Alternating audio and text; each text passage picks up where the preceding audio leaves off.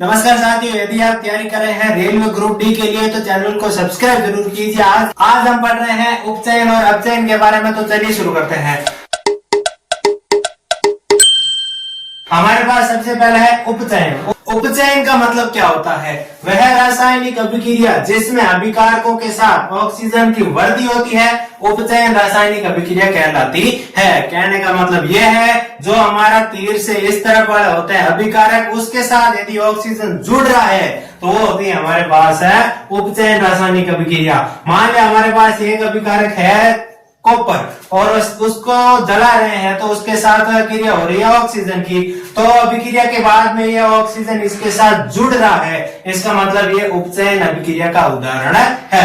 दूसरा देखते हैं, एक मैग्नीशियम है और ऑक्सीजन से क्रिया हो रही है तो मैग्नीशियम ऑक्साइड का निर्माण हो रहा है, यानी कि ऑक्सीजन जुड़ रहा है, तो इसका मतलब ये हुआ कि ये दोनों ही उपचयन अभिक्रिया के उदाहरण है। प्रश्न ये बनेगा कि निम्न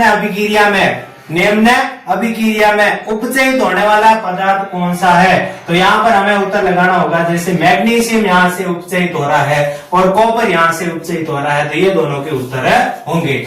अगला टॉपिक है हमारा अपचयन। वह रासायनिक अभिक्रिया जिसमें अभिकारक के साथ ऑक्सीजन की कमी होती है, उपचयन रासायनिक अभिक्रिया कहलाती है। अब जो भी हमारा अभिकारक है, जो मतलब अभिक्रिया से पहले वाला पदार्थ, उसके साथ यदि ऑक्सीजन की कमी होती है तो वो अपचयन का उदाहरण है। यानी कि उदाहरण के तौर पर देखते हैं, कॉपर ऑक्साइड है और हाइड्रोजन से क्रिया कराने पर यहाँ पर हमें कॉपर से ऑक्सीजन हटता हुआ नजर आया है, यानी कि इसके साथ ऑक्सीजन की कमी हुई है, इसका मतलब ये अपचयन का उदाहरण है।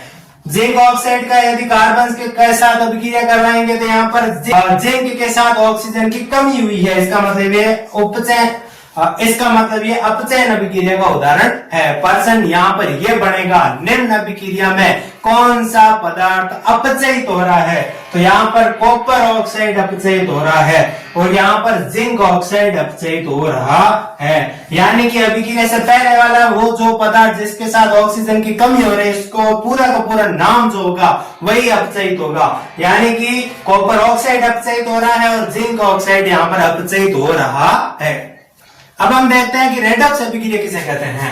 वह रासायनिक अभिक्रिया जिसमें उपचयन और अपचयन दोनों एक साथ होते हैं, रेडॉक्स अभिक्रिया कहलाती है। यानी कि वह रासायनिक अभिक्रिया जिसमें उपचयन अभिक्रिया भी हो रही है और अपचयन अभिक्रिया भी हो रही है, उस अभिक्रिया को हम रेडॉक्स अभिक्रिया कहते हैं। या फिर यह भी कह सकते हैं, जो भी अपचयन की रासायनिक अभिक्रियाएं होती है ना, वो सारी की सारी रेडॉक्स अभिक्रिया के भी उदाहरण है।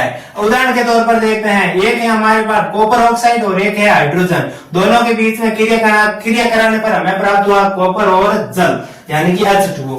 अब यहाँ पर देखते हैं कि जो हमारा कॉपर ऑक्साइड है, इसके साथ जो ऑक्सीजन है हट रहा है, इसका मतलब ये यहाँ पर अपचयन अभिक्रिया हुई है, यानी कि ये यहाँ से ऑक्सीजन हटा है, इसका मतलब अपचयन अभिक्रिया हो रही है।